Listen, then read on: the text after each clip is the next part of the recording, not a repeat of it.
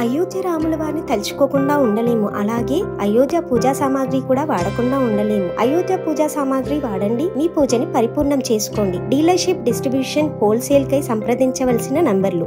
Assembly సమావేశాలకు సంబంధించి ఇట్లా జరుగుతూ ఉంటే 100% ఆదాయాన్ని పెంచుకునేటువంటి మార్గాలను అన్వేషించండి అని చెప్పేసి అధికారులకు ముఖ్యమంత్రి రేవంత్ రెడ్డి ఆదేశాలు జారీ చేసిండు. అయితే ఇక్కడ ఆదాయాలు పెంచుకునే మార్గంలో అంటే ఇప్పుడు పట్టి పీడించడం కాదు, ఎవరైతే పన్ను ఎగవేతదారులు ఉంటారో వారిపైన దృష్టి పెట్టండి. తర్వాత జిఎస్టీలు మొత్తం కూడా ఎగ్గొడతా ఉన్నారు. ఇట్లా రకరకాలుగా చేస్తున్నటువంటి వాళ్ళపైన దృష్టి పెట్టి ప్రధానంగా ఆదాయ మార్గాలను అన్వేషించండి అని చెప్పేసి అక్కడ అధికారులకు ముఖ్యమంత్రి ఆదేశాలు జారీ చేసిండు. ఇక మరోవైపు డిఎస్సికి సంబంధించి మరి మంత్రులు మరి ఎందుకు మాట్లాడుతున్నారో నిజంగా అసలు యాక్చువల్గా పూర్తిగా వాళ్ళకు రాంగ్ గైడెన్స్ ఇస్తున్నట్టున్నారు. 100% మీకు ఇచ్చినటువంటి గైడెన్స్ ఎవరైతే ఉన్నారో, ఎవరైతే ఫీడ్బ్యాక్ ఇస్తున్నారో అది 100% రాంగ్ ఫీడ్బ్యాక్. మీరు దయచేసి అర్థం చేసుకోండి. మీరు అర్థం చేసుకోకపోతే ఇది కరెక్ట్ కాదు. ప్రభుత్వానికి కావాల్సినంత చెడ్డ పేరు వస్తూ ఉంది. మీకేం అర్థమవుతలేదు. మొత్తం కూడా నిరుద్యోగులు నిరాశతో ఉన్నారు. తర్వాత ఇక్కడ డిఎస్సి అభ్యర్థులు కానీ అటు గ్రూప్ 2 అభ్యర్థులు కానీ వాళ్ళు ఏం చెప్పినారు, 4 రోజులు లేట్ అయ్యి అని చెప్పేసి అంటే గది లేట్ చేసేదానికి మొత్తం కూడా మీదేదో అయిపోయినట్టు, మొత్తం కూడా ఇప్పుడే మొత్తం పోతున్నట్టు, ఇప్పటికంటే ఇప్పుడే ఏది పరీక్షలు పెట్టాలని చెప్పి వ్యవహరిస్తున్నారు. అంటే నేను పట్టిన కుందేలకు 3 కాళ్ళు అన్నట్టు ప్రభుత్వం ఎట్టి పరిస్థితుల్లో చేస్తున్నటువంటి ఇదైతే నిర్ణయం ఎట్టి పరిస్థితుల్లో కరెక్ట్ కాదు. నిన్న హాల్ టికెట్ పెట్టిండ్రట ఏది డిఎస్సికి సంబంధించి. హాల్ టికెట్లు పెడితే ఆందోళన నిన్న చూపించిన మనం ఎంతమంది అమ్మాయిలు వాళ్ళు పాపం వాళ్ళు బాధపడతా ఉన్నారు. తర్వాత మొత్తం కూడా యువత అంతా కూడా నైరాశ్యంలోకి వెళ్ళిపోతా ఉంది. మీరు ఇచ్చినటువంటి ఏదైతే మంచి చేస్తున్నారో ఆ మంచి జరగకుండా పోతా ఉంది. మేము ఉద్యోగాలు ఇచ్చినామని చెప్తున్నారు కానీ మరి ఇచ్చినటువంటి ఉద్యోగాలు సరైనటువంటి అభ్యర్థులకు వెళ్తున్నాయా లేదా అని చెప్పేసి మరి కనీసం చూసుకోవాల్సిన బాధ్యత ప్రభుత్వం పైన ఉంటుంది. మరి ప్రభుత్వం కనీసం దీని గురించి ఎందుకు ఆలోచిస్తలేదు? ఎందుకు ఇంటెలిజెన్స్ రిపోర్ట్లు కరెక్ట్గా ఎందుకు వెళ్తలేవు? అక్కడికి ఎవరు రాంగ్ గైడెన్స్ ఇస్తున్నారు?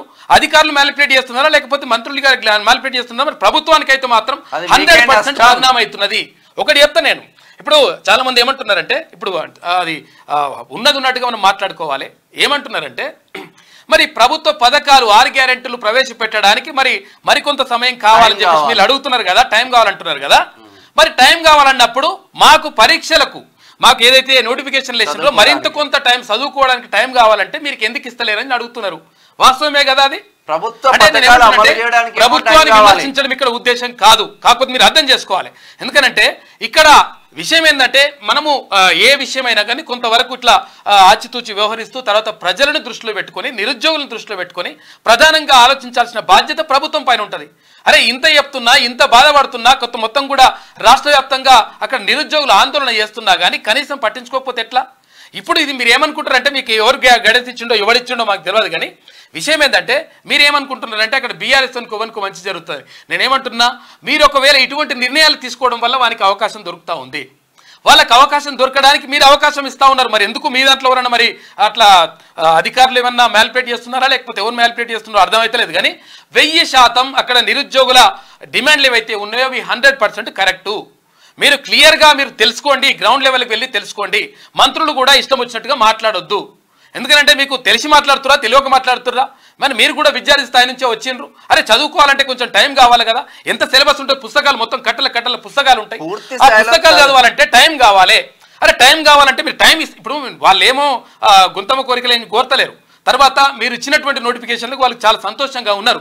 ఆ సంతోషాన్ని నిలబెట్టమని చెప్పేసి వాళ్ళు అడుగుతూ ఉంటే కనీసం దాని గురించి పట్టించుకోకుండా మొత్తం కూడా మేము ఇష్టం వచ్చినట్టుగా నేను పెట్టిన కుండేలకు 3 కాళ్ళు అన్నట్టుగా వ్యవహరిస్తే మాత్రం ఎట్టి పరిస్థితుల్లో కరెక్ట్ కాదు. ప్రభుత్వం తీసుకున్నటువంటి నిర్ణయం 1000% తప్పు. ఎందుకంటే ప్రభుత్వం అక్కడ అధికారులను ఆదేశించాల్సినటువంటి బాధ్యత లేదా?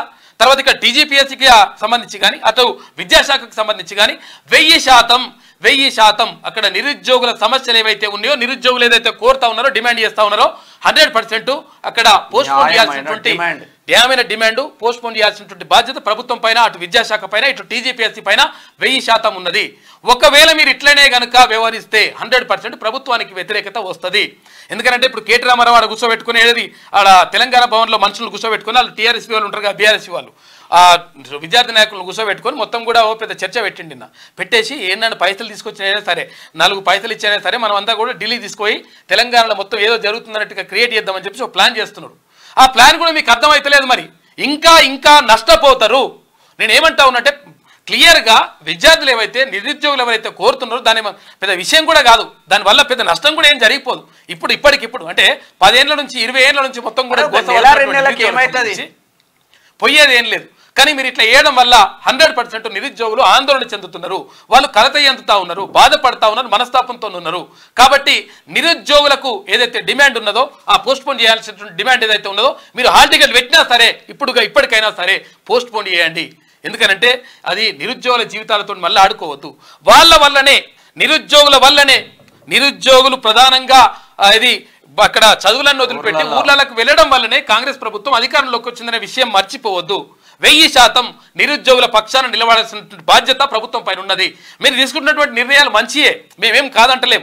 తర్వాత నిరుద్యోగులు కూడా దాన్ని ఏం విస్మరిస్తలేరు. నిన్న చాలా మంది అమ్మాయిలు ఏం చెప్పిండ్రు, వాళ్ళు ఏమనంటా ఉన్నారంటే మీరు తీసుకున్నటువంటి నిర్ణయాలు బాగానే ఉన్నాయి, తర్వాత జాబ్ క్యాలెండర్ వేస్తా అంటా ఉన్నారు. 50 సంవత్సరాల నుంచి 60 సంవత్సరాల నుంచి జాబ్ క్యాలెండర్ లేదు, కానీ మీరు మంచి నిర్ణయం తీసుకుంటున్నారు.